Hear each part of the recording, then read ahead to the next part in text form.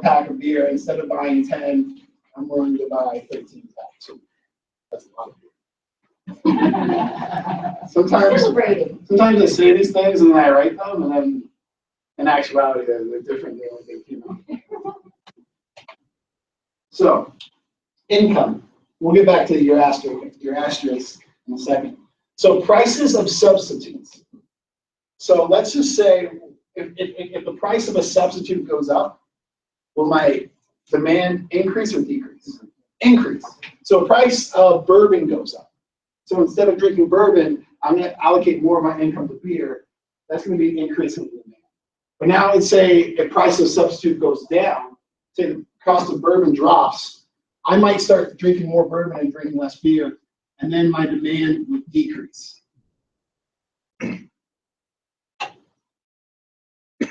So substitute prices have an inverse effect on a good's demand. So if the price of a substitute goes up, I know they have not inverse, they have the same, they flow in the same direction. The price of a substitute goes up, demand goes up. Price of substitute goes down, demand goes down. What has an inverse relationship is complements. So what is a complement good? What do you guys think a complementary good would be? Pretzels and beer, pizza and beer is a classic example. Peanut butter and jelly, bacon and eggs. Anything that we consume with something else, it needs something else to be consumed, or two things go together. If the price of a complement goes up, our demand is going to go down. Because the complement goes down and I consume those two things together. So then if, let's just say it's P, B, and J. So if the price of J goes up, but the price of peanut butter remains constant, then the general price of P, B, and J went up. So it's more expensive to consume peanut butter and jelly. So if the price of a complement goes up, my demand for that good is going to go down. And so it's an inverse relationship. Price goes up, demand goes down. The price of a complement goes down. Now, let's just say here the price of peanut butter went down, jelly remained flat. Now peanut butter and jelly is relatively less expensive than it was before. So I'm going to consume more peanut butter and jelly. My demand for jelly is going to go up, even though the price of jelly is the same. With a natural reaction of jelly going down. Because the price, yeah. So if there's some sort of supply side reason why jelly prices go down, peanut butter producers might raise their prices. They have to consider some other things like what else is jelly used for, and so on and so forth. Or if there's any other substitutes for, if there's any other competition for peanut butter and jelly. And yeah, that's it. Maybe not raise their price, they produce more of it, offset expect to be a larger demand for that. Yep, it could be. So what's going to happen, and we'll get there in a second. The supply curve is usually going to be fixed based on the inputs and the competition. So if there was a change, this is supply for peanut butter, and demand for peanut butter goes out, they would probably end up producing more units at a higher price, just because of the way their production function, the way the production curve goes. Their supply curve is going to be based on their production curve. So they probably have incremental costs of producing another unit. And so once they really ramp up production, they probably have to raise the price per unit in order to. That's pretty far advanced. Sorry about that. That is something have to go together, right? Yeah, they could not go together. I mean, it could be relatively, they could have relatively flat demand. People, an individual, maybe a few people buy more, it's not enough to affect the market. So any questions on shifts in the demand? And our 4 variables right now we'll go with. So taste. Okay, taste is just customer preferences. If in the beer example, let's say I get older and I don't want to drink beer anymore because I get a beer belly, and so I switch to drinking something else. So now my personal demand is just less for that product. And then overall cultural, I mean, once we aggregate everything up into a market supply and demand, we know that there's ebbs and flows in markets and for particular items. Customer taste can change rapidly. So if someone doesn't like an item or dislikes an item, they have a distaste for it, the demand's going to go down. If an item is popular and exciting and they like it a lot, then the demand's going to go down. That one's pretty intuitive. Based on how much people like it or how much people inherently value something, demand's going to increase. What happens with the price in that case? Like goes down too? Yeah, so if let's think about fidget spinners. All these kids are fidget. This is the craze fidget spinners. I don't even know what they do. But the price of fidget spinners, and let's just say the last 6 months, I have a crazy friend who sells stuff online. I don't get it. I don't think he makes that much money, but you know, to each their own. So he got into fidget spinners, and he could sell them and pair them with fidget cubes, because kids are weird, and he could sell them for 25 bucks. And it was before anyone really kind of had a lot of flow in the market. And he got in at like maybe 1,000 units and made a little bit of money. Now fidget spinners are a target for like $4, and kids are bringing them into classrooms and getting kicked out of classrooms. So now, like in a month, no one will remember what a fidget spinner is. Right. So the taste for fidget spinners really increased for a while, and the demand for fidget spinners went really increased. So an item which someone who is not going to China to validate a producer could just buy at Alibaba for like $2 and then sell for 25 bucks. Now that item is like $3 at Target. So Even though the demand went up, production was so high, the prices went up. well, it's two things. So there's a shift in supply, but also there's a shift in demand. It's a lot less of a. The market is a lot smaller than it used to be. Saturated, well, not really saturated. And it's also saturated with suppliers. So we'll get into supply shifts in a second, and then we can look. But basically, from our perspective, just for demand, the demand line shot up, and then adults, they talk about it on CNN, and then they're like, oh no, CNN's talking about it, the demand shot down. That's how kids work.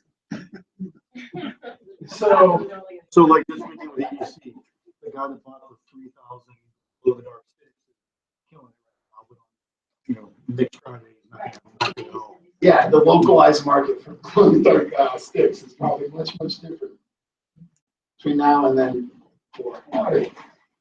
So this aspect here is for income on normal goods. If my income increases, I'm consuming more and more and more. There's something that not all goods are normal.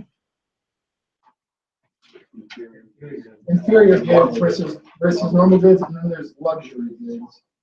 But we'll just get into inferior goods. Inferior goods, I always say to think of top ramen. So let's think about top ramen. If my income when I was in college and eating top ramen, I get out of college, I start making money. My demand for top ramen goes down, even though my income went up. So we can consider top ramen an inferior good.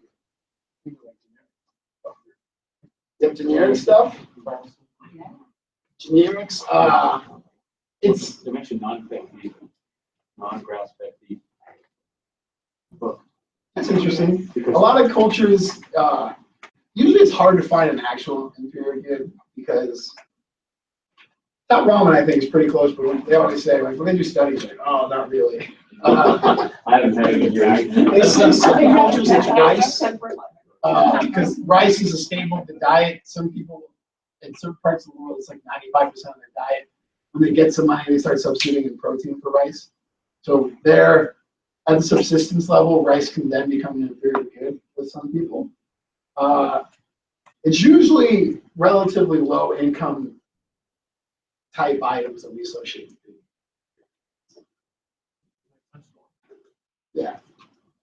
I buy used golf balls on eBay for like $200 balls for like $40. I'm not very good at golf, and I don't make that much money. And then if I get better at golf and make more money, I'll probably buy things.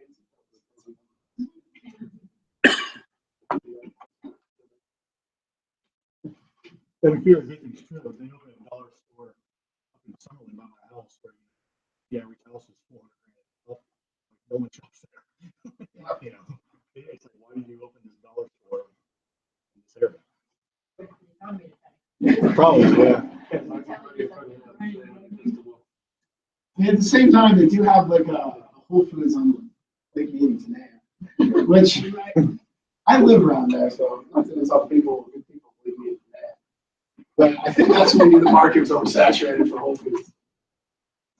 So let's talk about the other perspective. So demand, we're talking about consumer perspective. We're talking about buying and the market and people wanting and people consuming things. But there's two sides to our supply and demand model. And the other one is supply.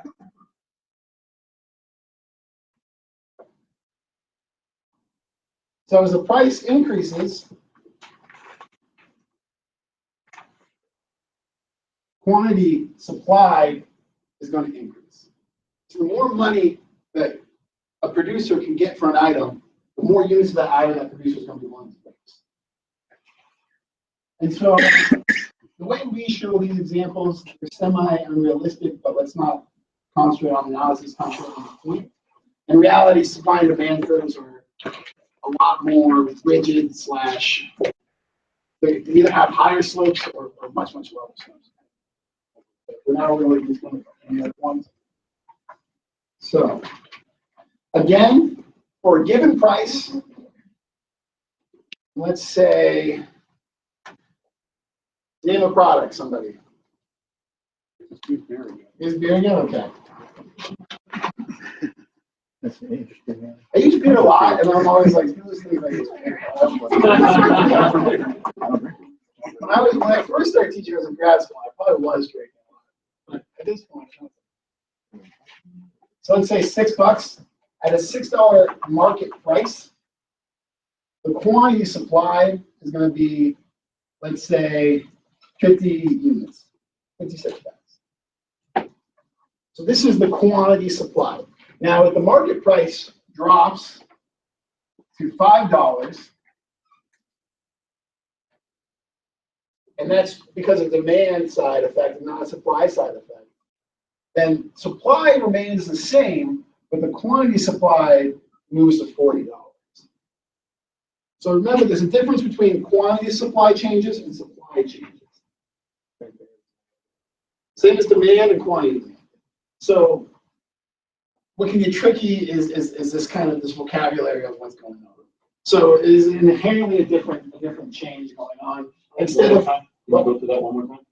So this supply curve is set on, if we're talking about one firm, it's set on the amount of capital they have, the number of workers they have, just their ability to produce outputs.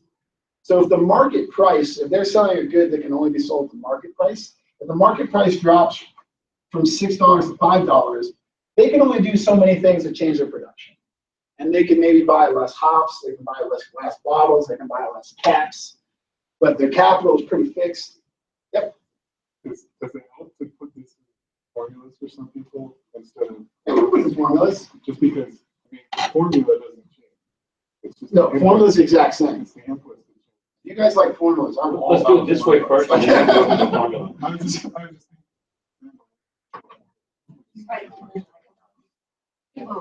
Okay.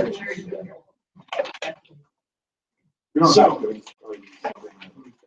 So what's changing from here to here, once we move along the line, this individual firm only has so much it can do in the short term to change its production. And that's basically limit its inputs, possibly limit its labor inputs, but it still has its capital costs, it still has its rental cost, its rent cost for its capital. There's certain things that it can't change in the short term. So they just restrict their production in order to be profitable at the same price. And so a positive slope supply is going to be equal to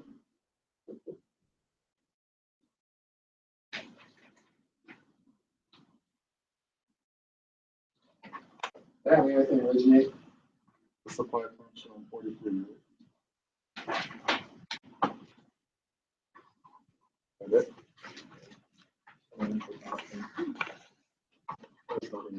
That's it. It's gonna be a tough class for you guys.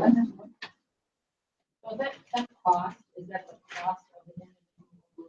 Is that the market cost that's driving it? Isn't it? And it goes from, This is 6 to 5. Since our supply did not change, this would have to be a shift in demand. Some form of shift in demand has caused the market price down. okay.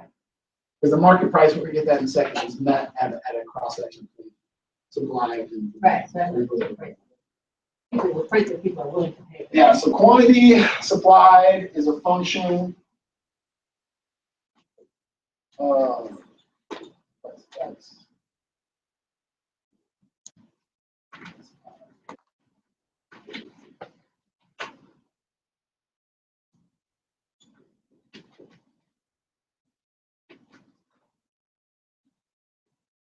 W is the price of inputs.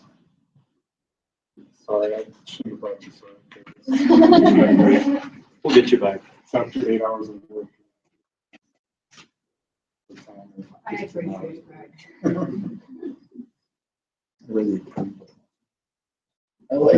I like H, the value of some other variable that affects.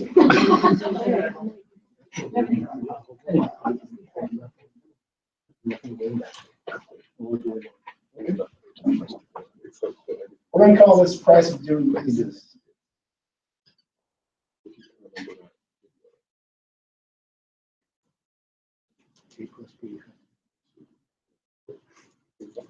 Market price of good.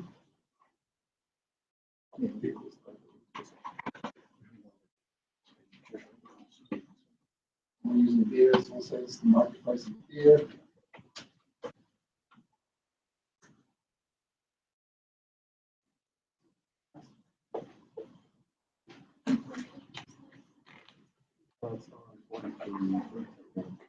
By page 43.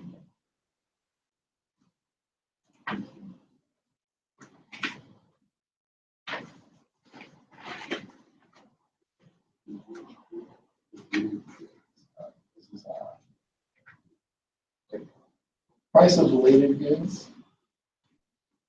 And we'll just call this complements, and this is complements.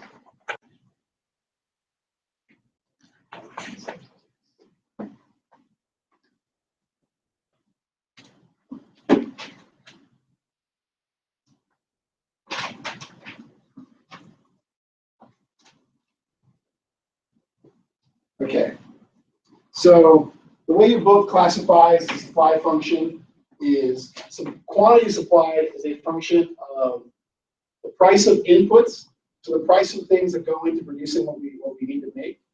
So for beer, let's say we do cans, the price for aluminum, the price of barley, the price of wheat, the price of hops. The price of doing business, which is basically a proxy for the business environment that you're in. So this price of doing business, your book calls it the price of other. H is the value of some other variable that affects supply, such as existing technology, number of firms. That's a lot of things to cover. Number of firms, taxes, and producer expectation. So H, price of doing business, I'll call it, just for simplicity. That's going to be how competitive your market is. Taxes, your taxes is basically just another fee on top of your input costs. If I'm a producer, I have a tax. Bear any of that tax on my profits, I still have to make profits. I still have to make normalized profits in order to make my investment worth it. So I'm probably going to try to pass as much of that tax on to the consumers as possible. So is that salaries, building, power? Salaries, building, power, I'm going to classify that as your price of your inputs. Okay. Inputs is going to be your labor and your capital and your physical inputs into your production. This is more things you can't control. These are more things that you don't touch and or control. Okay, so this is going to be competition. Taxes, I can't really control that in any way, shape, or form. Competition, taxes, technology, say there's some technological advancement in beer making process and it lowers the cost. These are things that are going to affect us here at H. Are you measuring H? P of X, P sub X, I'll call it P of X. That's the market price for beer. So that's why I can take my product to the market at. And then P of R is price of related goods.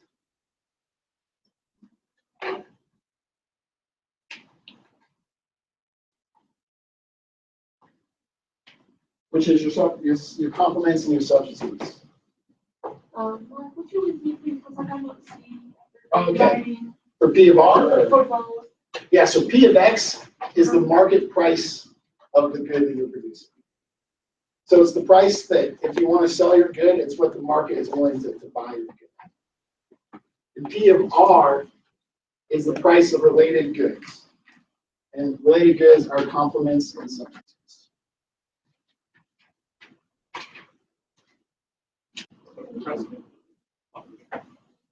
Yep, operational costs, yep.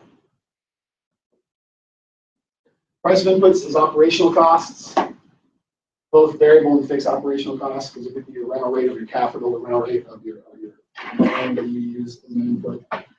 So things that are going to shift our supply curve, just like we have things that shift our demand curve.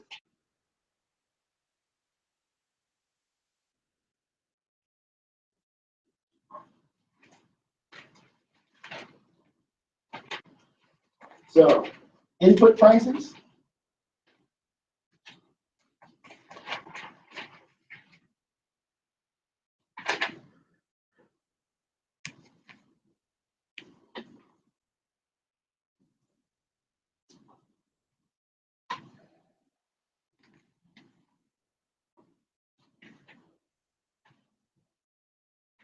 Technology.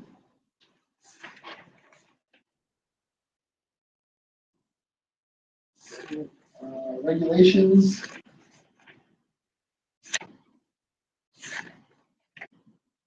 Competition.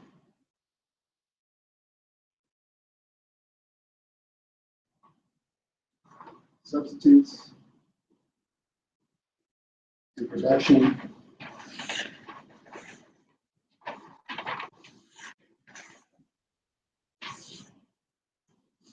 Tax.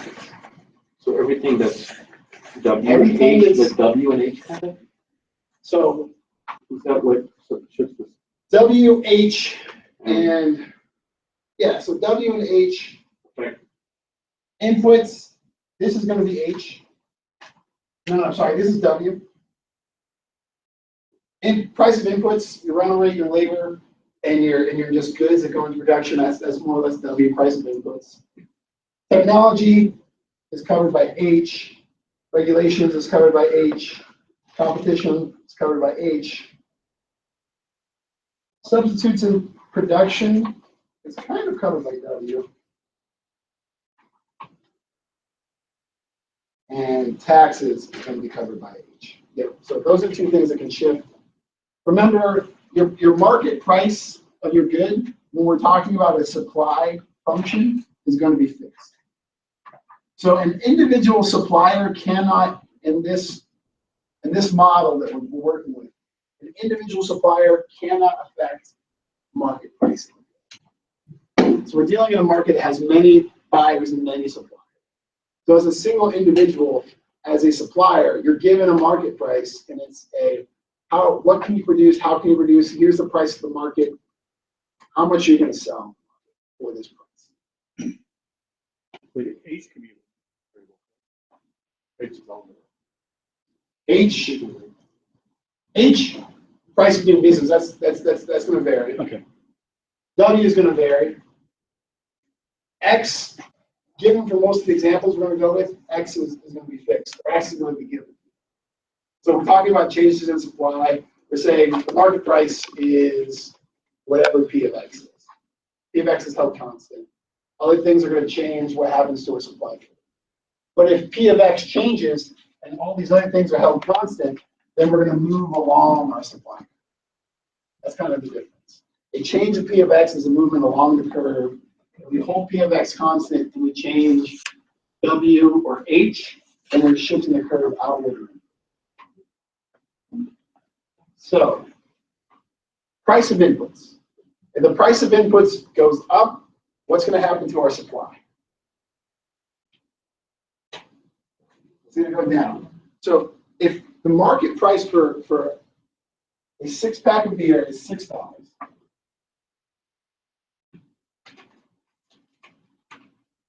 and the cost of aluminum goes up, I'm going to be willing to supply fewer cases of beer for that $6. So my personal supply as a production company is going to decrease. The way supply decreases is it shifts up and in. The reason that is for this given $6, my supply is less, I'm going to produce fewer units because of the price of aluminum is soaring, or there's some sort of strike at my workforce and my price of labor has gone up. Something has happened to make my willingness to supply go down, so my supply curve shifts up and in. If the price of inputs decrease and my supply increases, so let's just say the price of hops and wheat and barley, they all plummeted this year. They're all way, way cheaper. So if that $6 is still the market price, instead of willing to produce 50 units, I'm willing to produce 65 units. That just means that my supply curve has increased. And it's shifted to the right and down. So for every given price point, I'm willing to produce more units now because my inputs are less expensive. Yep. But don't you want to have like more profit? Like, So- follow you correctly, I could do the same. Oh, I lost my train of thought. Like, you know what I mean? Like having less. Or is that just So competitive? if we are in a market where I can influence, if I'm in a market where I have enough market power to influence the price of the good, then maybe producing the same amount and charging higher prices is possible. But I'm in a market where there's so many, the demand is so set, and there's so many other producers that if I go into the market and I try to sell a $7 a 6-pack beer, there's no product differentiation right now. Everyone's just drinking like Simpson's beer and it just says like beer across the front of the can. That's might be tough. My beer, all beer is the same. I think So- I would just ask your input now, price differential now. to make So more like so a if profit. let's think about it this way. So my inputs go down. So my price per unit is then going to change. So now I have a different optimization. So let's say I have pretty constant price per units and I need to make, let's say that I'm going to have relatively increasing price per unit for every incremental or every marginal unit. Every unit I produce, my price per unit goes slightly up in this example because I'm straining my capital constraints. So I cannot, in the short run, right now in the short run, I can't buy more machines. I can't buy a bigger building. We're in a very short-term solution. So my short-term solution is I have to work my workers harder. But to bring them in, instead of working 40 hours a week, I've worked 50 hours a week. And I have to pay them overtime. So my marginal cost is increasing in this example. If I produce another unit in this example, it's gonna cost slightly more than the last unit. So if the price of my inputs goes down, then the point at which I'm making my most money is going to be different. The point at which I'm maximizing profit is going to be different than it was before. So I'm gonna now have a different kind of calculation, be it mentally or be it just if I have actual demand and supply curves out, I can calculate it out. But as a business owner, I know that my inputs are lower. I know the market's going to bear everything that I bring to the table, is going to be willing to pay everything I bring to the table. So if they're willing to buy everything I'm willing to sell, I know, or I have a general idea of how much I can work my workers and pay them overtime, so it's probably time and a half in this example, and how much I'm willing to lose on a per unit, on an average unit cost in order to maximize how much money I have at that unit. chapter. Yeah, we're talking about the production portion of that. So, do these shifts, does it change the slope? Same point? It's not shifting. the It's- slope. The slope change. There's arguments in the book, is my slope changing? My slope, I'm always trying to hold this. There you go. That just means the slope's the same across. The slope could change depending on. Man, your book is all more complex than usual books. This will be fun. Fun for me. I don't know about you. Inputs change. Technically, your mix of inputs. So let's just, the reason why, this is getting really, we're getting into the weeds on this one. So this is inside baseball. If input prices change, my mix of inputs could also change. So if I'm making beer and I'm making it with barley and hops, if the price of hops goes down a lot, I can start putting more hops in my beer.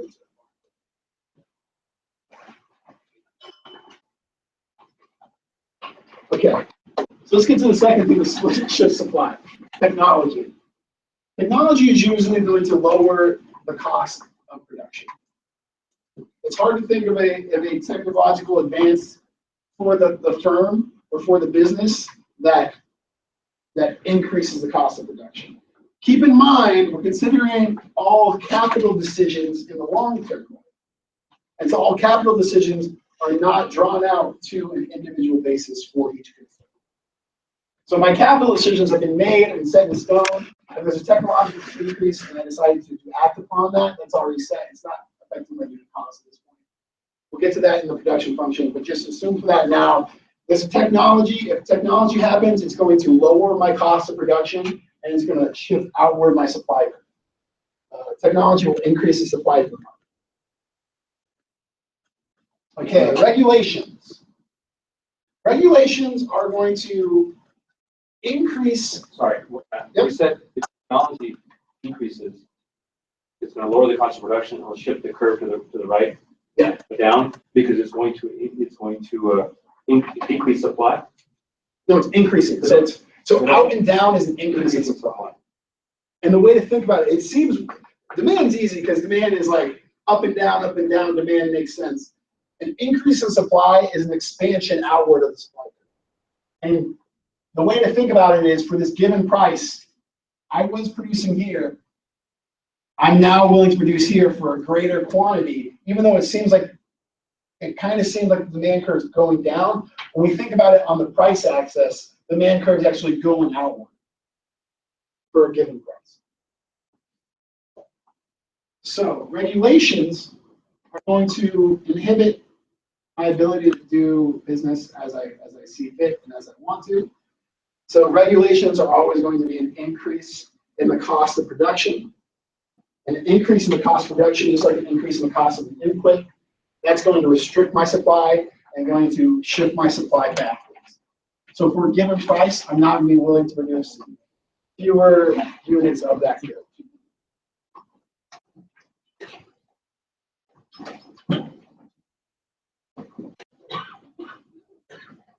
Competition. Competition expands the full market. So we're talking kind of about an individual firm. When we aggregate all the firms up, we get a market supply curve. And if we have a new firm come into the market, our market supply curve is going to increase. So the supply of a full market increases. That's going to change what the market price is. And that market price for the individual firm it'll move along the supply curve of an individual firm that did not enter that market, and their quantity supply will change. So let's do this a timeline of events. So the first event is I'm making beer. So I'm making beer, I'm selling in this market, it just says beer in the can, everyone seems about the same. So now there's some sort of competition. Budweiser produces a fake beer company and makes it seem like it's equivalent to my beer company. Budweiser does that all the time. That's how like IPAs work. It's great. So they come into the market and they have a similar product to my product. And so now the market supply has expanded. So the overall market supply shifts outward.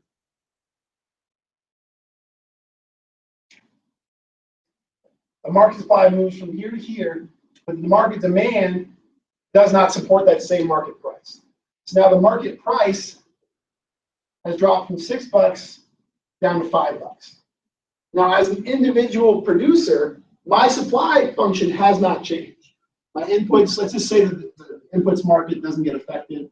My inputs all cost the same, my labor all costs the same. There's no more regulations. So all that happened was a change in the market price. So for the individual producer, they're just going to produce a lower quantity supply, but the whole market, the market as a whole, the supply is increased for the market. That's how we think of competition. So remember, with all these supply and demand graphs, we can think about them on an individual level, and we can think about them on a aggregated market level. And the assumptions we're making is that all these are perfect markets, perfectly competitive markets, meaning that any producer can come in and leave as they please. Any consumer is free to participate in the market, and we have lots of producers and we have a lot of consumers, and that's why we reach this market price that single producers and consumers can't really affect. Yes.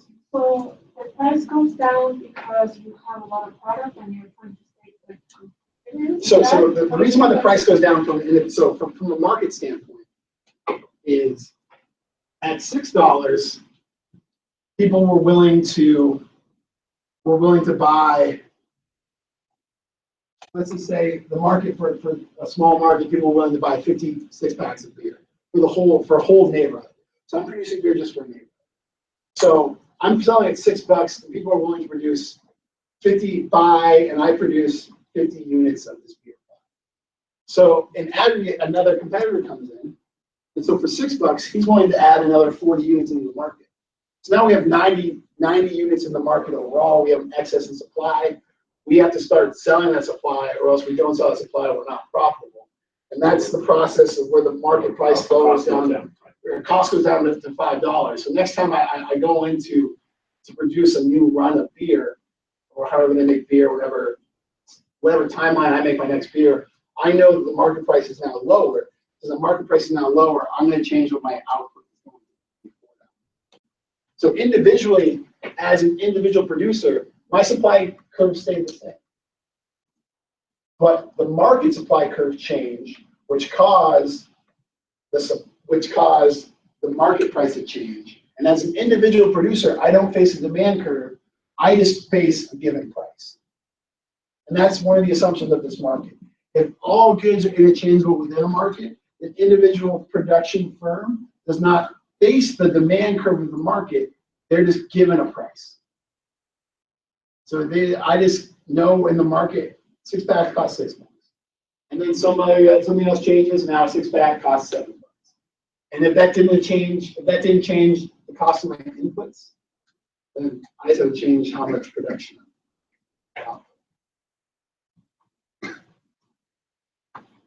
Okay, substitution production. But weird question. So is that how like things go on clearance? Like in stores and things that you see clearance? Is that because of Clearance? or is It could be that. That could be one of the reasons. It could be clearance. There's like we talked about the fidget spinners. Those are going to go on clearance soon. There's a surplus in supply. Also, a lot of retailers go in like cyclical. They have a cyclical seasonal journey for their inventories. Like surplus and supply doesn't change your supply curve. It's just it's a whole different equation. I mean, it's not even related to your supply curve. If you have 1,000 units that you just have to get rid of, it doesn't matter what your supply curve is. Okay? It doesn't affect your cost, it's just your price. So let's talk on an individual basis. So let's go through that example again and talk about that specifically. So $6, I'm producing 50 units. Someone else comes in and they also flood the market with other units. So some of their units are getting bought, some of my units are getting bought. And so what happens is I end up with a surplus. I then have, before I go in production, already have a greater amount of production to sell off.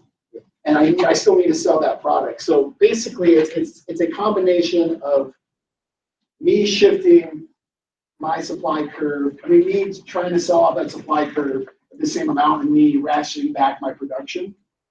So the way it looks in actuality is I have this inventory. I produced 50 units expecting to sell 50. I only sold 30 of those units. I have these 20 units sitting in inventory. So now, if every session or every cycle within the business cycle I expect to sell 50 units, next time I know I'm not going to produce the whole 50. So next time I may produce 20 units, I have 40 units, I'm willing to sell those 40 units for $5 instead of $6. That's the wrong market. So it doesn't shift, a surplus would not shift your supply curve, but it's the process of moving out that surplus in your inventory is going to have you move along your supply. Move down your supply. The change in quantity supply. Right? So substitution in production for inside technology are readily adaptable to several different products. For example, automakers can convert trunk assembly into car assembly. It's not as easy as when the price of cars rises, the firm can convert. I don't like this at all. Well, because usually in the supply and demand curve, we're talking about short run. It's very short-term periods. We're talking about single business cycles or single business periods. So if the price of 41, if the price of trucks goes down, or the general cost of producing a truck because of regulations goes up, and I want to start shifting to something else, that's usually more of a capital. So in the short term, maybe some of my factories can transport back and forth between trucks and cars, but not very well and not very efficiently. So that's more of a long-term capital choice. And in these models, we usually do not address long-term capital choices. We address those in more long-run models. These models, we're talking about 1 to 2 business cycles.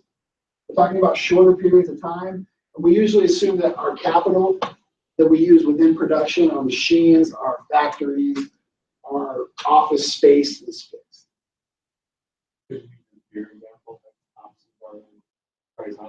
Yeah, so I maybe in my formula for making beer, I can maybe. Well, let's say make 2 beers. Like the truck, 2 beers, 1 beer, a lot of price goes up. I can switch over to the different kind of beer. Maybe there's some room for, if my beer is just called beer and it just tastes like beer. There's probably a little wiggle room within my formula to change that. But most of those decisions that are really drastic in a business is lifetime or lifespan. Most of those are capital-based decisions. But your book makes it seem like they can just put the switch at the Chevy factory and start making cruises, Silverados. It's not that easy to do. Taxes. So if taxes increase, taxes are a cost of production, or we can treat taxes similar to a price of an input, and that's going to restrict my supply. So especially if it's a per unit tax or a sales tax, it's just an added cost to my supply, and making me less willing to supply as much for the same given market price.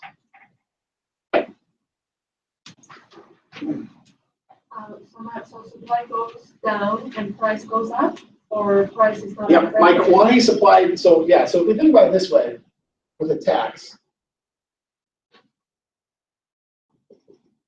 I'm producing 40 at $5, and so let's just say it is.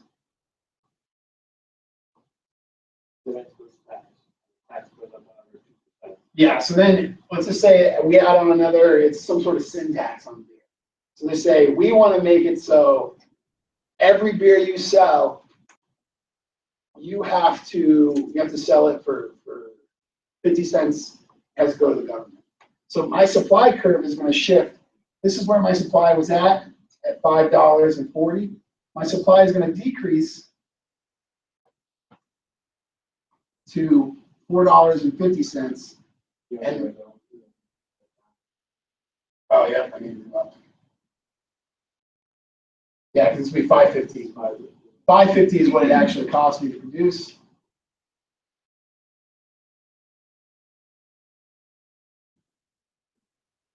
And my supply decreases.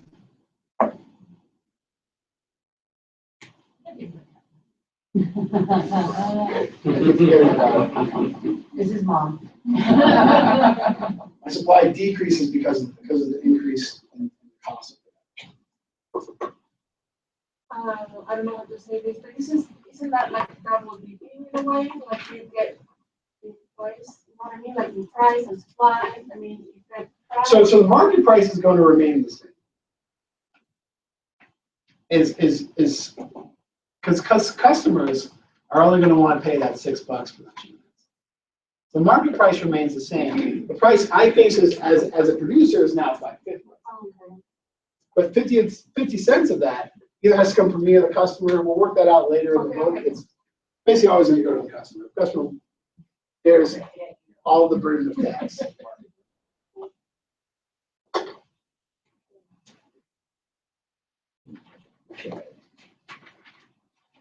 Pricing, price floors. And especially if the tax is going to help the children and the customers are very happy. Yeah, it's all for school. It's School and somehow, police work it. where's the misappropriating that? For the taxing for schools, it doesn't end up in schools. Okay, so how is a market price decided? A market price is decided by an equilibrium point. So we talked about the individual customers and the individual producers. So we have the market as a whole.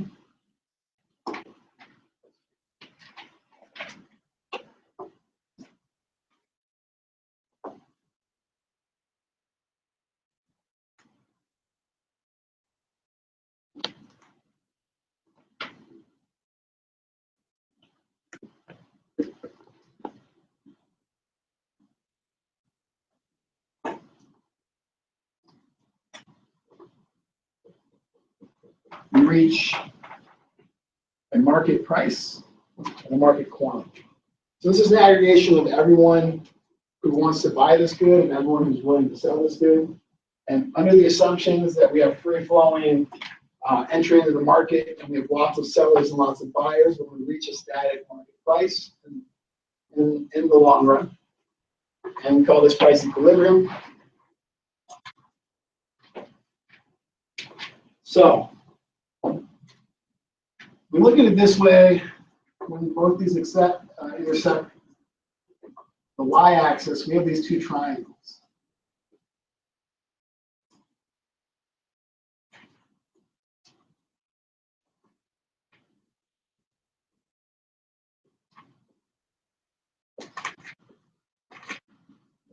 And the reason why markets work and free trade works is because once we engage in trade, we're actually producing in a perfectly competitive market at equilibrium. We're optimizing all of our inputs, and we're satisfying. We're maximizing what's called surplus. And so surplus, let's first talk about it from a customer perspective. This customer here was willing to buy a case of beer for $18. But the market price for beer settled at $6. So this person now has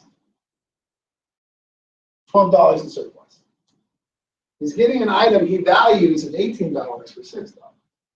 He has $12 in surplus. The unit, the willingness to produce for this company here, to produce a unit was $3. And now they're able to go into the market and sell it for $6. Their producer surplus is $3. And so at the margin, this is a point where our last consumer is willing to pay just $6 for a unit for a 6-pack of beer. And our last producer is willing to accept just $6 to produce one more unit of beer. So we're at a point where we're maximizing surplus for both the consumer and for the producers. Any questions about that? It's important. It's the main part of free market economics, I guess, is that production in a market, we're going to optimize our usage of our inputs.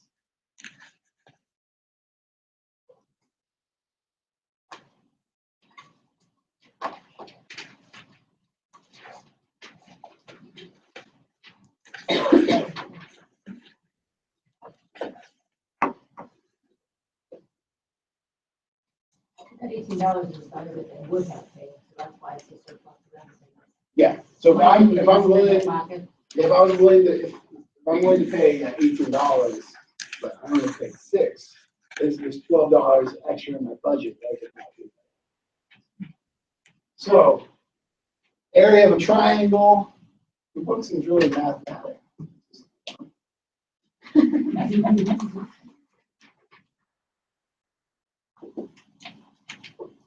Base. Right. I wonder if we'll be able to calculate total surplus. That'll be interesting. Yeah, I think we did. You have the question?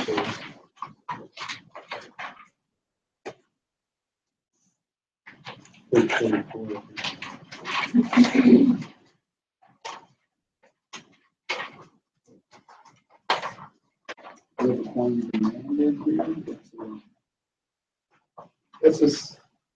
Let's just assume they want you to calculate.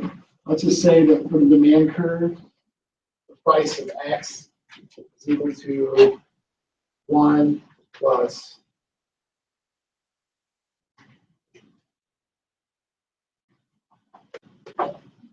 five, 1 plus X. That's the beauty of doing that. What are you trying to calculate here? We're going to calculate the surplus. Okay. So say he gives you a demand curve. So price of X is equal to 1 plus X. 1 plus X means that the intercept of the demand curve is at 1, and the slope of the demand curve is 1. So for every dollar of price increase, we increase the units produced by $1.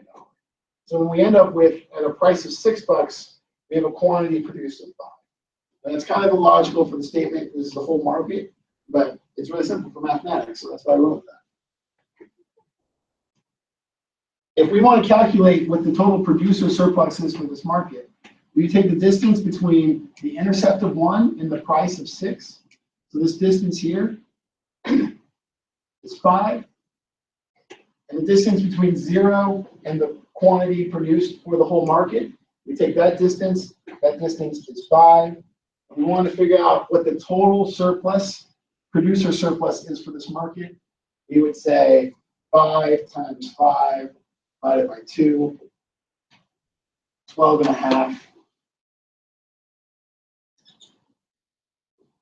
dollars of producer surplus is produced. And that's important when we start talking about price ceilings and price floors.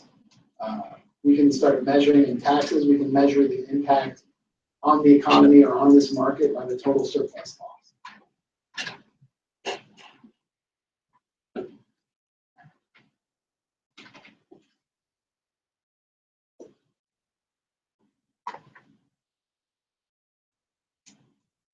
What does that number mean for company? Yes, we're trying to wrap our head around. It's related to the cost of the item, right? Yeah, Relation to it's the cost of the item as a percentage or as a value. For each producer, that's the surplus. of the whole. So, probably makes it more something. So It's all related to what you're using, how much the number related to the fluctuating cost. so for the producer, For an example, in 45, what the surplus means. and that's for surplus, but that's for surplus and supply. So consumer surplus and producer surplus is a little bit different than just having a surplus. What it means for an individual producer, if this guy's willing to produce $3 and the market price is $6, then you can, in the long run, you can probably expand his production capacity and start producing at a greater quantity produced in order to make his individual supply curve match up with that market price. And that's why. And then bargaining power? Missing out on the profits that you would get if you could expand up to. Yeah, but in the short run, he's missing out. He's trying to in the short run, he's maximizing his profits as best he can with his given capital. So it just means he has, if he has this full surplus here at his beginning point of production, it means in the future, he can start expanding his capital capacity and start increasing his overall. The example in the book describes it as bargaining power against his suppliers. Possible. We'll just try to get that down to zero. You want the goal of the overall market is efficient when the marginal surplus of the product produced is zero. So we want to be here generally as a society, because here this is where all of our inputs are being used most efficiently, and we're maximizing the surplus for all those inputs for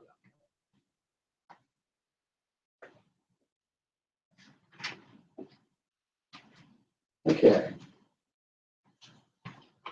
Let's talk about ceilings and floors.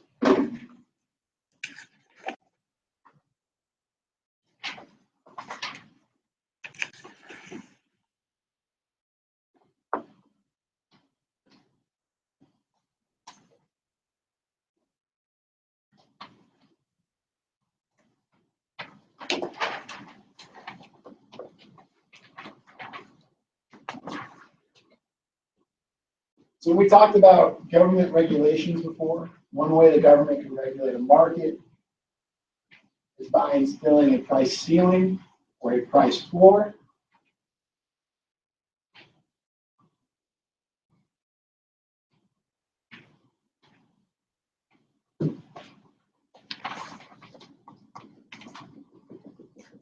Let's just say we're talking about the market for milk. The government can come in and say, they can put in a price floor for milk. So if milk is supposed to be at an equilibrium price of $1.50 a gallon, the government, it's pretty cheap. The government wants to support its dairy farmers or artificially support profit of its dairy farmers, putting in a price floor. And the government says that milk has to be sold at $4 a gallon, and we'll buy up all the excess that isn't sold at $4, which is kind of a lot of times what the government does. In the U.S., in some points, in other countries for certain, it depends, it goes and comes and goes. But what's going to happen here is this is where the market is going to produce at. The supply, the quantity supplied, so we'll call this Q star. This was our Q equilibrium. Q1 is going to be our quantity supplied. And Q2 is going to be our quantity demanded. And so our quantity demanded is less than our quantity supplied. So we have an overall surplus in the market.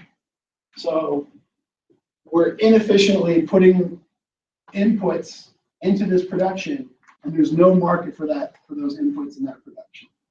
So what ends up happening in the case of milk is the government just goes and buys up all the milk, and they turn it into powdered milk, and they turn it into different cheese products. Is where you kind of get the term government cheese. Is the government's buying this milk and then handing it out to other people because they have this excess surplus of milk because they guaranteed a price floor for this product. And so what happens here is all of this surplus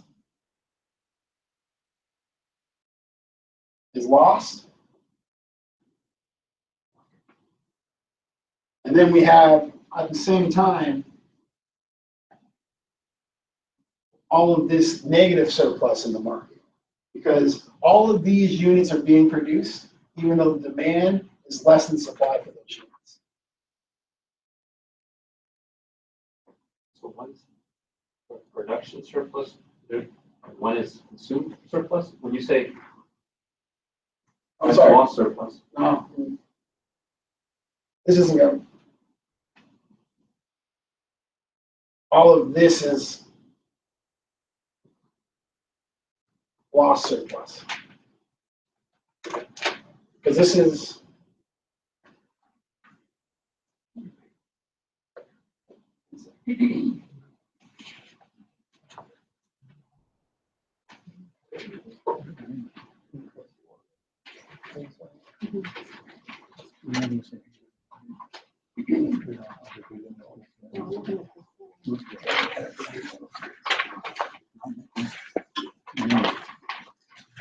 Actually, just kind of like referred to as a dead weight loss. The government discards the surplus purchases. Results in additional dead weight losses because of the price.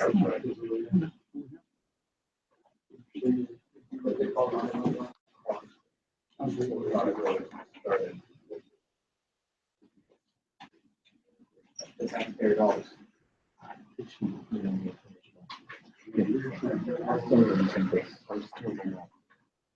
With the unfair.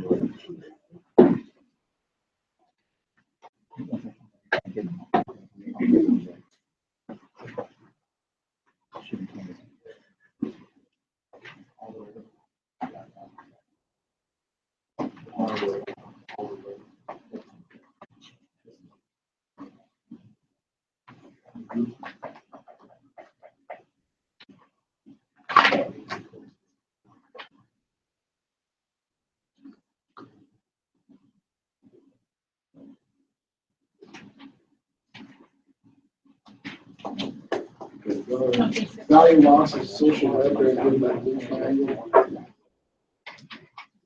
Yes, you're drawing the price for. Okay. So this.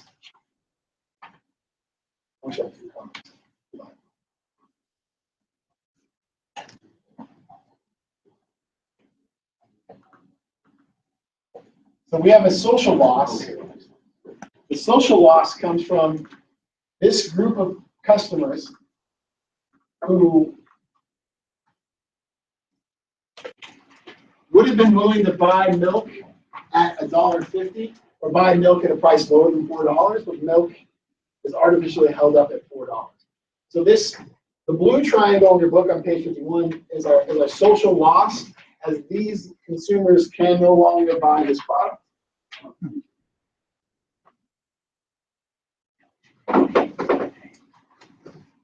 The purple up here. No longer buy the product, but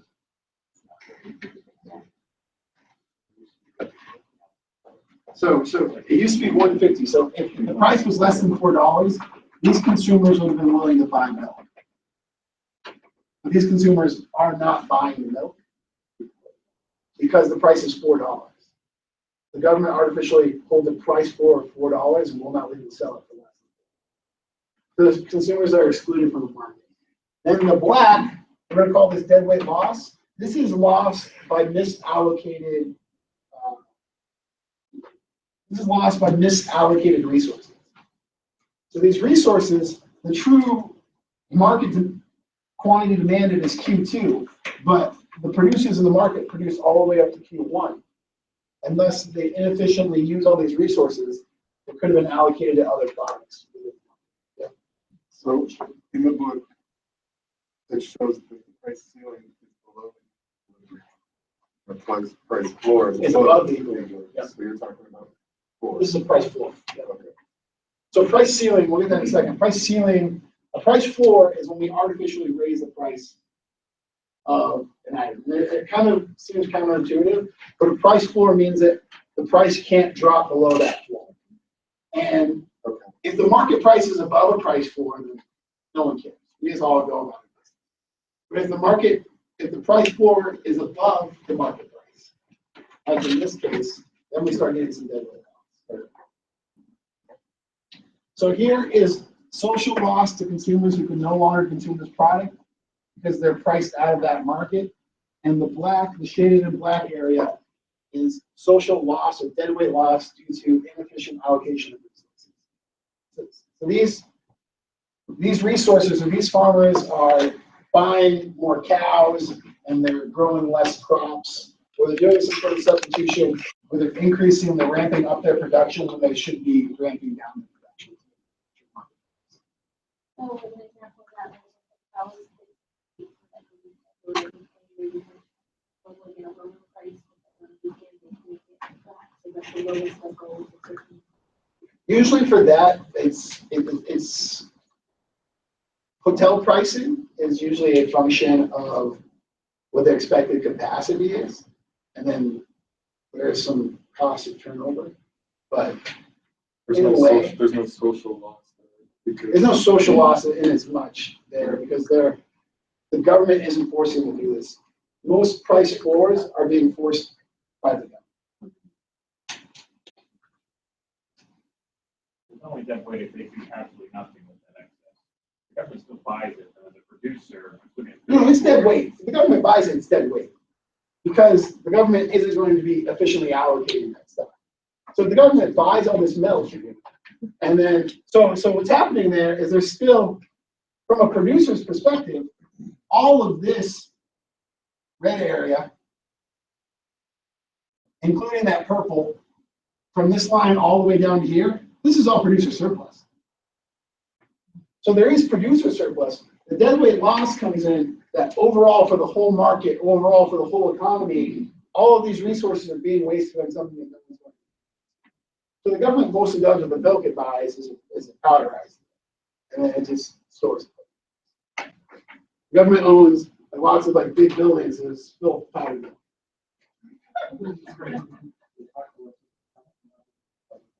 Yeah. And no water. Yeah.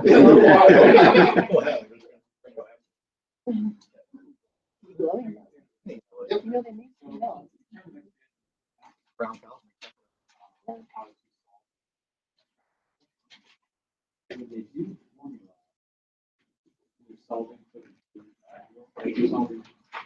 Yeah. When you solve this triangle, you don't do the baseline height of these things. Yeah, it seems like they're What page you on? 52, so we do the last paragraph of that question. The last detail, the last. Maybe that equation, 350 minus 50, 6 minus 55. So this 350 minus 50 is, if you want to graph this equation here,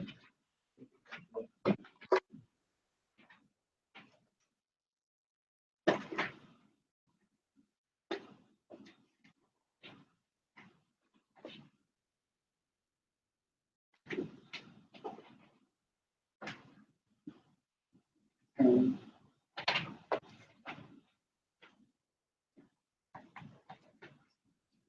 That's part of the domain is 2, 10.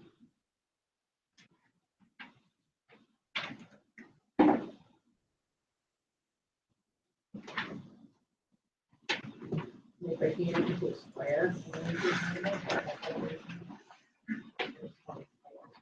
So the demand curve for this problem, so everyone, this is on page 52. Yeah, so I'm plotting this here, quantity demanded is equal to 10 minus 2p. So 10 is what we're going to call our intercept. So our intercept is if price were 0, how much demand would be in this market? So from a logical standpoint, it's kind of like a weird idea. But when we're talking about plotting on a graph, 10 is going to be where the demand curve crosses over the y or the price axis. And then minus 2p, this means for every $1 increase in price, the quantity demanded drops by 2. So at 1, we're going to be at 8. At 2, we're going to be at 6. At 3, we're going to be at 4. At 4, we're going to be at, this is not the greatest graph ever, but we're going to be at 2. And at 5, we're going to be at 0.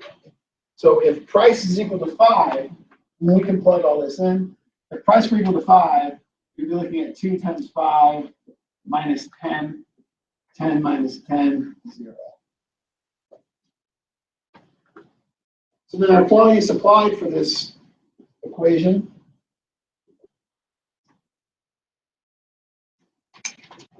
two plus 2p.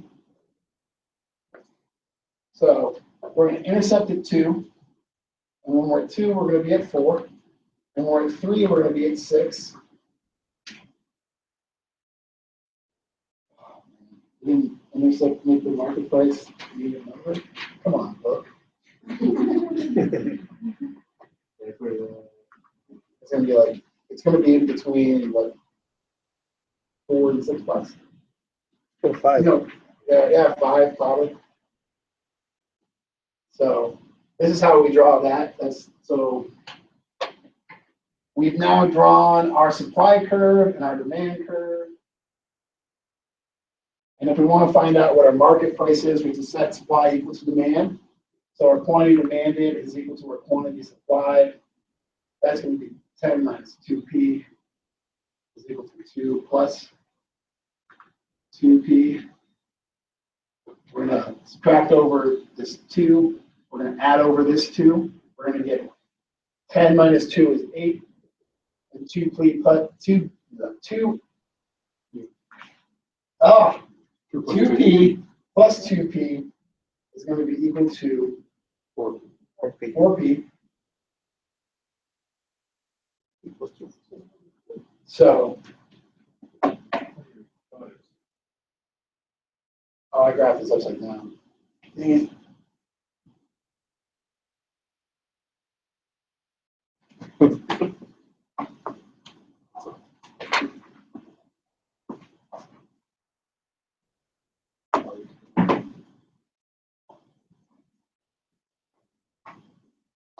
Right, two. Yeah, the graph Oh, doesn't the show. graph. No.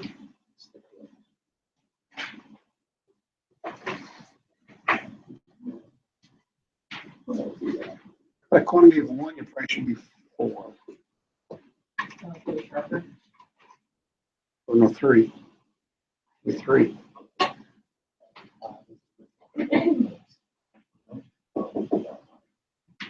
Yeah.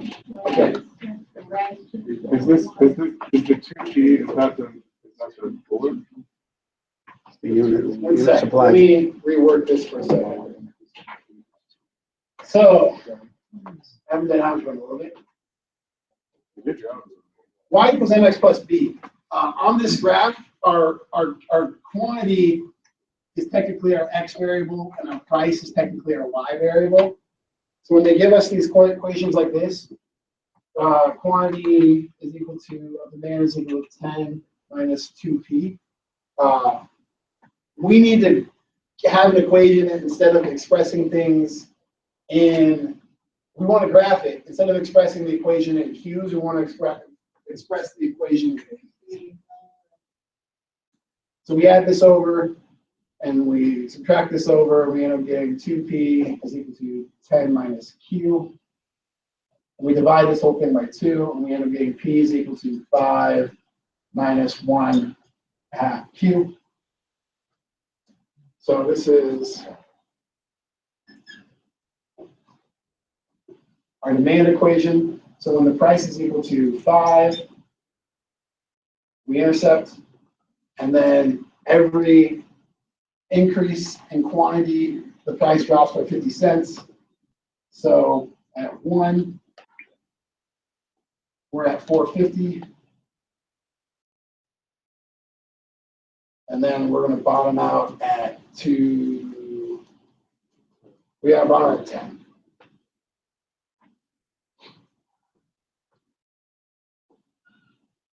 And then for quantity supplied, 2 plus 2p.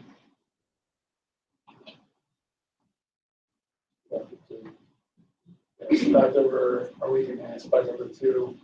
We get p is equal to negative 1 plus 1 half. So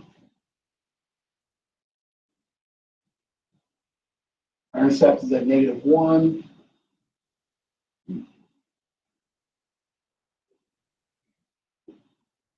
Quantity is equal to 0, and quantity is equal to 1, we're at -1/2. There we go. When we put these two together, we're producing at a price of $2. At a price of $2, we'll call this 6.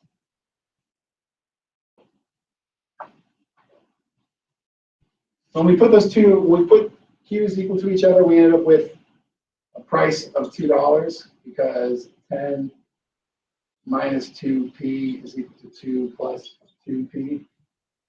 4p is equal to 8.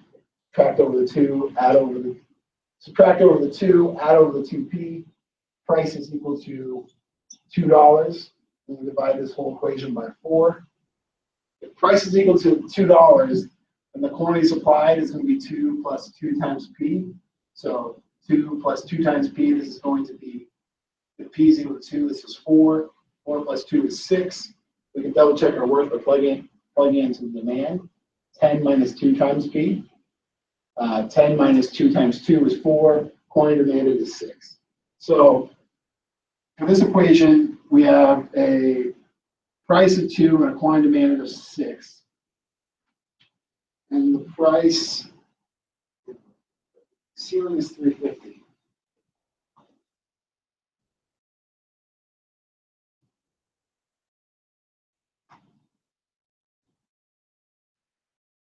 So if the price is $3.50,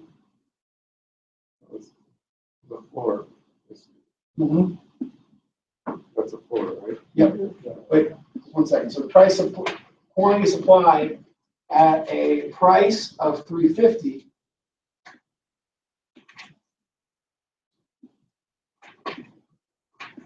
Two times $3.50 is going to be equal to 7.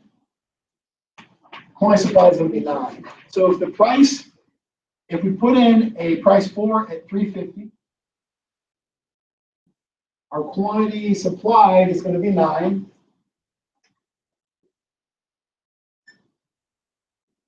Our quantity demanded is equal to 10 minus 2 times P. 10 minus 2 times 350.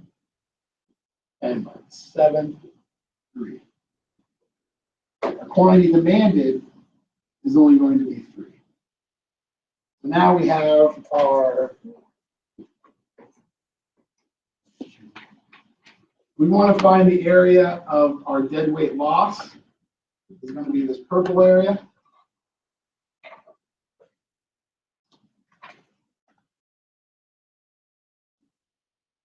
That's what this problem calculates for us.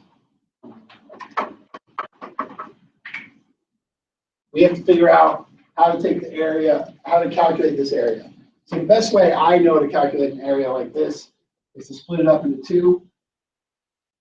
We can take the area of this rectangle and we take the area of this triangle. And we can add those 2 areas. So we know the distance. If we look at the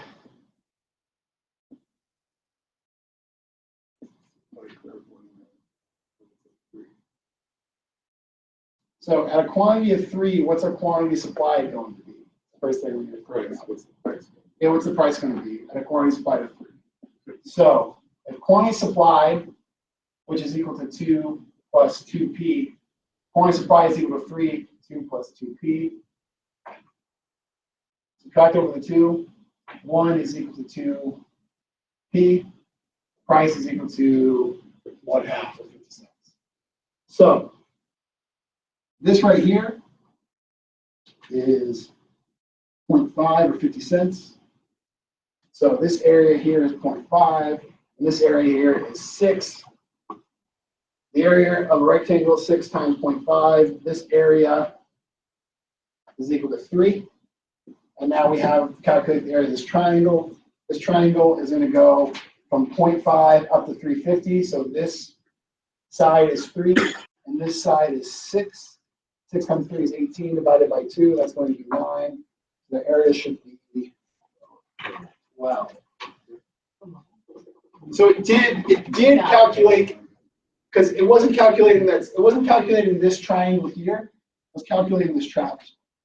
So if we want to calculate the social loss of this price floor, we would say the difference here is 50 cents to 3.50. This area is $3. Again, this area is 6. 6 times 3 is 18. And the area of the triangle is base times height, by the way, 2.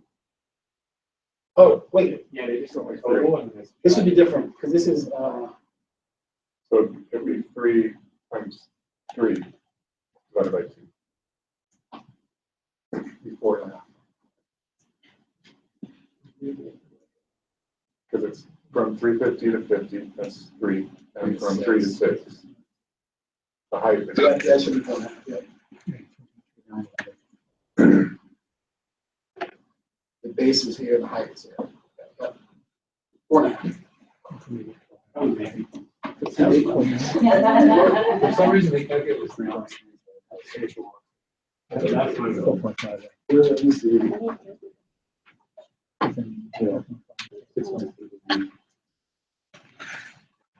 So that's the first part of the walk off, and then the second part. Yeah, the total makes that less practical. So what's the point Just of, take 9 and cut it in half. Well, it should be 9 cut now. But the book is wrong. They keep saying, that's what I thought. It's exciting. The book's wrong. so why are we calculating this? What's the point of Right, calculating? yes, And the yes. surplus. So I mean, like, what do we get to do? Like, what does either one? So the social loss is what we're going to consider the loss that could have been. So social loss is almost an opportunity cost. Or if we would have properly allocated, If we they would have wouldn't have been- properly, if they wouldn't have been a floor. yeah, if there wouldn't have been a floor, here's what could have, we could have gained. And then your deadweight loss is, this is an actual hard cost of taking inputs and misallocating them within a company. A lot of this we'll sometimes measure social losses today are used mostly for environmental type studies. We look at stuff where if the US is artificially playing in some sort of energy market or something, then we can try to say, well, if the real market cost were there, then this would happen. Or since it's hard, some economists argue since we can't properly force consumers to pay the true cost of carbon, that's more or less we put a price ceiling on electricity instead of price floor. So we should be charging more because the cost of carbon is affected. From an economic standpoint, for this class, this is kind of like an arithmetic adventure. And we're basically highlighting the fact that there's loss to society when the government puts in a price floor that's non-efficient. We're calculating the efficiency loss, is I guess for you guys. Okay. Let's go through a quick example of a price ceiling.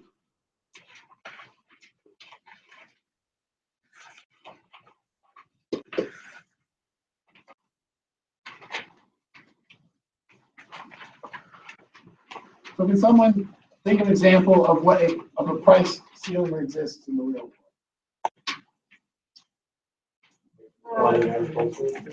Maybe gasoline when it went too high. And then it went up. That's more of a supply change if we're talking about OPEC. OPEC tries to do stuff like that. Usually the most prevalent example in like our day-to-day lives is going to be rent controls.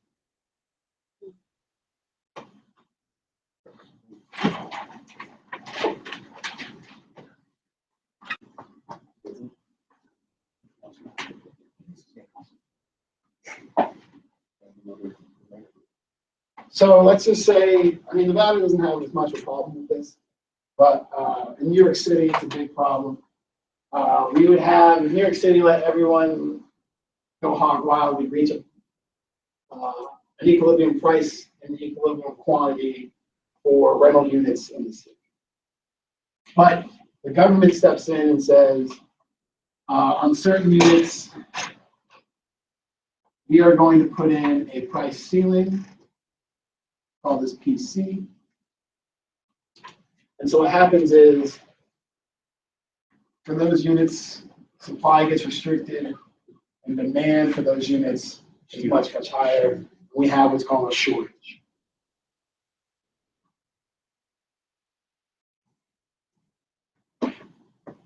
What happens to the ones that aren't rent controlled then? That are like that? So if there's apartments that aren't rent controlled, they just operate at their, let's just assume there's two types of apartments. There's relatively nicer apartments and there's rent controlled apartments.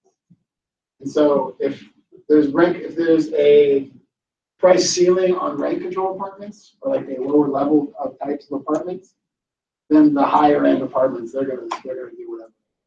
There's no control. So they're gonna reach their own. We have to separate out the two different types of units. But for this price ceiling, we have what's called a shortage because our demand is all the way out here at QD, and our supply is all the way down here at QS. And so we can draw a triangle similar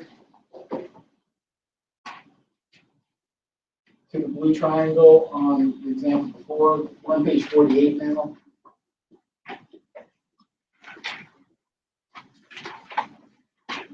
Because this is going to be called lost social welfare due to pricing.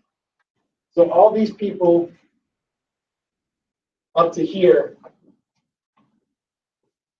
this quantity by this price, if the price were to be allowed to set by the market, this quantity of people would have gotten an apartment.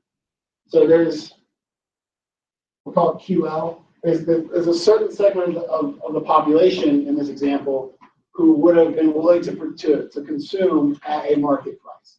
They are no longer allowed to consume.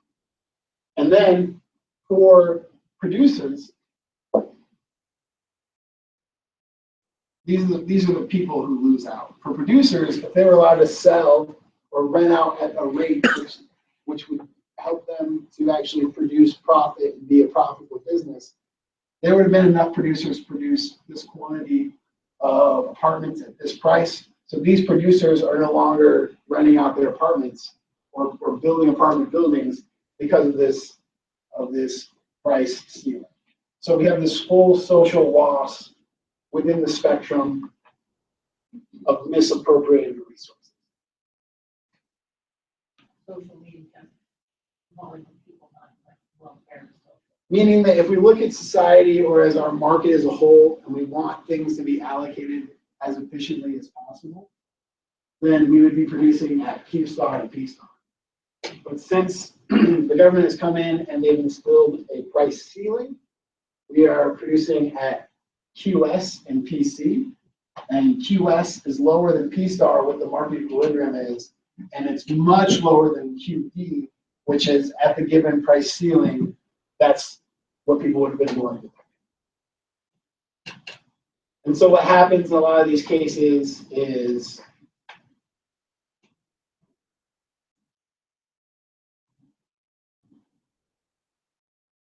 producers, landlords have a way of kind of taking all of this should be consumer surplus.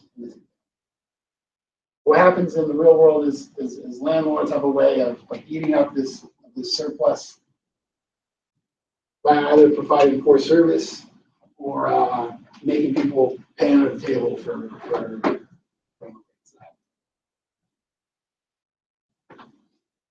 Any questions on that? Calculating that triangle is going to be the same.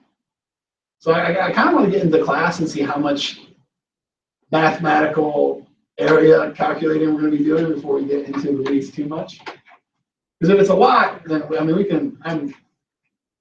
can spend time with it. Because I know certain people, it's gonna be a struggle for them, a lot of algebra stuff. And if not, because it can go one of two ways. We can either do really, really heavily mathematic on this, which usually is not the case, and just do a lot more conceptualizing of what's happening. Or we can do both. And I like doing both, but I also went to school for this for 5 years. So it's probably different than most of us. So when studying for this, like, I'm not very good on formulas. Mhm. So to start graphing things and determine, I mean, So your class starts Friday. So you probably won't be, nothing will be due first class. So my advice is if we're not super sharp on math, is to try to, I would prep myself on graphing and just some simple algebra if you can. If not, no big deal, we'll get lots of practice. This class, if he goes the mathematic route, a lot of what these sessions will be is me coming in with problems and then us solving the problems together. And you getting homeworks and then us working through your homeworks together and just making sure we all understand these things. So it's a new professor from last year, so I'm not sure how he's going to play. So if that makes sense. How was the professor last year? He was good. Which way did you go? He was more conceptual. There was some math, not a lot of math. It was really a lot softer. We went into more like a labor economics type route. Asane, I'm not really sure how he's going to do it. So it should be interesting. But we'll get through it. So is the argument of these price ceilings is that you're allowing that on the demand curves people on the right markets let their argument is the cost of. Then the argument of this is that these people to the right, you're excluding them from having a product. So these people. But on the demand, like people that are to the right of you, they can't enter unless the price is lower, right? So by The government's argument is like, oh yeah, these people could afford it if we go there, and they don't. This is how the government works sometimes. They have an idea, and they're like, I'm gonna have this idea, and then it needs a second portion of the idea to make the idea work. They're like, oh no, I'm not good enough. I don't want to do that. I just want to do the first idea that changes the prices, and then hopefully things happen, and then they don't happen, and then nothing gets solved. So what happened here is the government said, yeah, if we make the price here, these people can. What the government didn't do is invest in any companies, build any public housing. In this example, they didn't do anything that affected this. They just put an artificial clamp down. So if we don't do anything to affect this, and the market is, we have a market economy. We have the market dictate where resources are going to be allocated. And this problem is going to persist throughout time. So it'd be a better idea is to figure out ways to increase supply. And then the government just keeps lowering prices. So that ceiling just keeps sinking down more and then you can't ever supply it. We do a lot of things like that. I worked for a procurement department that ran casinos in Louisiana. They get some weird stuff down there. They have some fun legislation. Huh? No, I worked for Boyd, so it was white casinos. I don't work there anymore. But what happened is they had this idea where they want to have more minority-owned businesses. And so they make laws where you have to spend certain amounts you're spending with minority-owned business. Good idea, it's a good law conceptually. What they don't do is provide financing to minorities to start businesses. And then so you just get like 3 or 4 really, really big minority businesses that can charge like markups of like 10% on just like delivering things. And then they yell at the companies and they don't make it. So with government policy, we need 2 things. We need both the requirement that you use minority businesses, but then we need availability of resources to an obviously underserved community. How can they start a business if the whole plot was we need to bolster this community, but this community obviously doesn't have resources, and so they really only meet the problem halfway. Or you get big $1 billion companies that form small business subsidiaries that aren't truly. Yeah. Like, and I'm in the defense world, and there's a lot of that, with, like Alaska Native companies and, minority-owned business. Or just even They're just subsidiaries of the big. of the bigger company. Yeah. Locally owned, like if we think about locally, the Raiders and all casino jobs. My dad's an electrician, so all casino jobs have different. Your contractor has a sub out to a minority contractor, and then each different part has a sub out to a minority contractor, which is really good for a few guys. My dad did this guy LC, he became a minority electric guy. He got all these sweet jobs. Wherever Bombard Electric went, he went. And he's got a certain set of money and just kind of went on with them. But it was more or less he was a subsidiary that Bombard focused. So it's policy is hard, and politicians are very dumb. So sometimes it turns out not good. Sometimes it turns out okay. But this is purely from the economics point of view. Politicians are very dumb. Trump just said that Panama. Do you see the Panama Canal thing? Yes. I read it and I was like, as a joke, very good joke. And then I watched the video and I was like, I think you really mentioned the Panama Canal. Yeah. I think, yeah, in earnest. The president of Panama was with Trump and he was like, we have a very good relationship. He's like, we do great things together. He's like, the Panama Canal, that was great, right? And the president of Panama was like, yeah, that was 100 years ago. And then Trump's like, yeah, it was great. Panama Canal was great. I don't think he was joking. If he was joking, to me, that's a good joke. About the Panama Canal, but I think that's all you can think of. Panama. Wait, so we helped you build that. We helped you guys build that. They're like, yeah, 100 years ago. Yeah. Your mom was 35 times. Yeah. But we helped you build it. It was weird.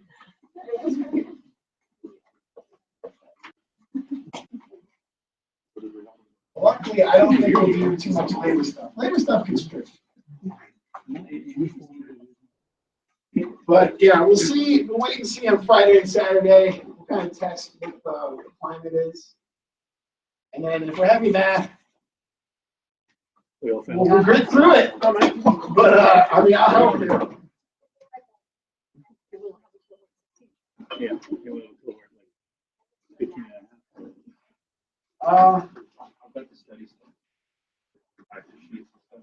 Just look at, yeah, if you have a study session, Khan Academy, just algebra, a lot of it, algebra 1 is all we're going to do in this class.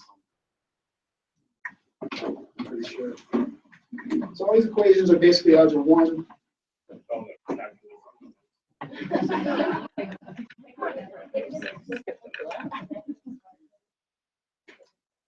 You might, I'm not sure, you might have an online homework book or not. You might have an online login, I'm not really sure. If you do, the main key for the first, I'll be there the second day. So for the first day, just try to obtain as much understanding as possible. And then don't freak out in the first week. If I come in here and I'm just like, then you might freak out. After a week, I'm sure we'll assess what it is and then we'll assess what. Stats is more standard. This class is one more of a. I'm pretty sure I can handle anything.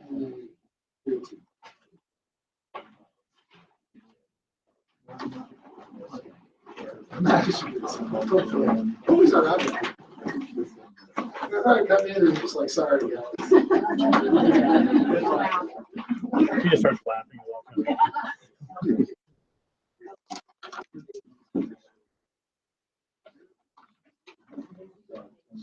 Thank you. Brunette, worked there for years. Oh my God. God.